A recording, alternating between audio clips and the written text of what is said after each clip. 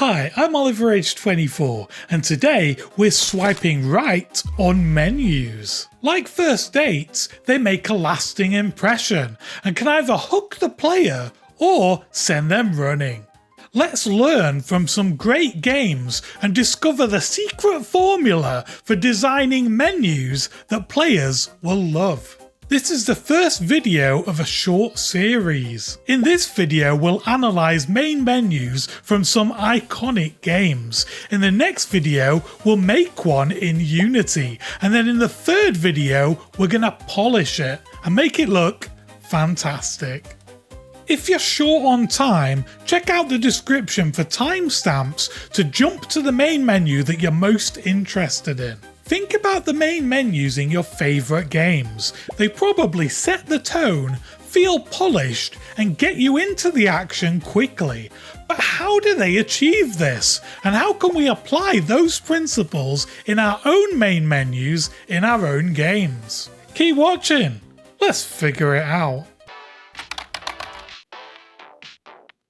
Just like the eyes are the gateway to the face, your main menu is the gateway to your game. Players might not make it through to see all of your hard work if they find the main menu clunky and unpolished. Imagine your game is a castle. Your main menu is the front door. Now, do you want a big iron gate or do you want a soggy cardboard flap? Let me know in the comments. The good news is that designing a great main menu doesn't take wizardry. It actually requires some basic design skills, understanding of what players want, and a little bit of planning. Obviously, if you've got the capacity to hire UI and UX designers, you absolutely should do, because they literally specialise in doing this. This video series is aimed at people who are making games on their own or in small teams, so they're required to do lots of jobs that are outside of their main skill set. Let's start with the fundamentals, which I've learnt from people much wiser than I am. Number 1, it's functional. It lets players do everything they need to do, for example, start the game, change the settings, or exit the game. 2, it's intuitive. Players shouldn't need a tutorial to understand how to use the main menu. 3, it's thematic. Your menu should match the vibe of the game. Now, as with all guidelines and rules, if you know those guidelines, rules, and expectations, you can break them in creative ways and still make really awesome menus. For example, Surgeon Simulator, in which you might need a tutorial in order to use the main menu. Another example, if you're making a horror game, normally you'd avoid neon rainbows and ukulele music. Unless you're making a game like Pony Island, in which case I'll take 10 copies. Thank you very much. Maybe a good rule is, if you're going to break the rules, be intentional about it. So my friend Socks and I are working on a secret unannounced game. It's a single player indie game, so let's analyse some of those and borrow their best ideas. This is Wildfrost's menu. Functional and stylish. The buttons are stacked vertically and are intuitive. The palette is quite limited but perfectly matches the game. And there's snow particles which add a nice bit of movement to the background. The font is clean, readable and playful, which perfectly matches the game's vibe. Notice how contrast is created between the UI elements and the background through the use of outlines and lack of outlines, light and dark, colour and level of detail. Hollow Knight. Beautiful art, atmospheric music and clear buttons. They've used a limited palette, and they've got dark background elements and white UI elements, which creates a lot of contrast. There are particles again, which add subtle movement, and also the logo has a glow around it, which matches the game's post-processing. Dome Keeper, an awesome use of contrast and colour. One thing I really like about this menu is that it uses flat colour background panels on the UI elements to contrast with the highly detailed and noisy background texture.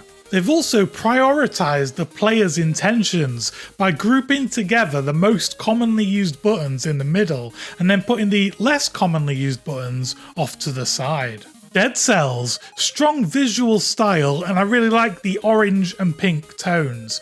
But this main menu feels pretty cluttered to me as there's lots of different elements competing for my attention. The DLC font is yellow to draw your eyes towards that, but also they've got the update banner which draws your eyes towards that because it has a more saturated and contrasty art style than the rest of the background. But then over on the other side you've got the news of their new game which draws your eyes over there as well. To potentially improve this main menu, they could group together the things that they want you to look at. So they could take the update artwork and put it with the news on the right hand side. They could also take the DLC plug and put that on the right hand side as well. They could also reduce the number of different types of font that they've used. Hades, really nice limited colour palette again, and I really like the embellishments they add when you've highlighted a button in the options menu. The text labels for these buttons is hidden by default and it only appears when you mouse over them, and this helps to keep the screen tidy and clean.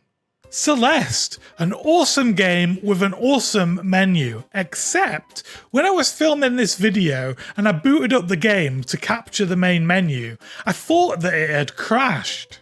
I couldn't get past this screen. I tried pressing space, return, escape, mashing the keyboard, nothing seemed to work. Fortunately, when I googled it, lots of other people had the same problem, and the actual solution is that this circle with a C in it is telling you to press the C key on your keyboard. It's not a company logo or a copyright symbol, it's a prompt to press the letter C on your keyboard.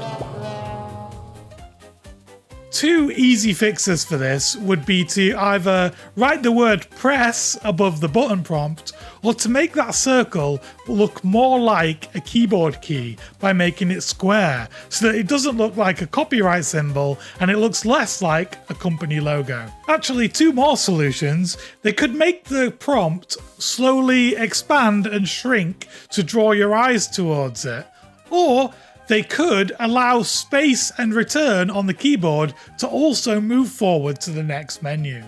Now, once you've got past the dark souls of title screens and you've got onto this main menu, it's really good. It has a minimal colour palette, it's got a really clear and nice font, and I really like the way it strobes different colours to show which button is highlighted. And also the way they've got the climb play button separated at the top and larger is really good. Undertale. In some ways it's very different to the other menus we've looked at, but in other ways it's really similar. Like, it has a very limited colour palette. Now, personally, I wouldn't have put instructions of how to play on the main menu. I would have kept that for a separate screen, and maybe I would have used that space for the logo or some of the artwork from the game. But since the menu is so simple aesthetically, they kind of get away with having the instructions there. This menu is actually a really good example of just how minimal you can be while still getting across the vibe and mood of the game. So before I reveal the secret formula that we've made from looking at these games, I just want to say that these games are some of my favourite games of all time. So even if I was critiquing the main menus, I still think overall these games are exceptional. And it just goes to show that even if you do really like something, you can still see things that you like and dislike about it to take forward into your own game. So, piecing everything together, this is our recipe for a great main menu, based on the games that we looked at today. Stick to a limited colour palette. Use contrast to separate the UI from the background. Keep font and buttons consistent. Highlight your selected button. Prioritize the most used player interactions. Make it obvious what the player needs to do. Add subtle animations for visual interest. Group similar elements logically. Hide non-essentials from the player until they need them. Awesome, so that is our recipe for making a great main menu. Now, if you want to see that in action, in the second part of this series, we're going to build a main menu in Unity that does all of those things, hopefully. So if you want to see that, hit subscribe and turn on notifications. Thanks for watching, and hopefully see you in the second part. Goodbye.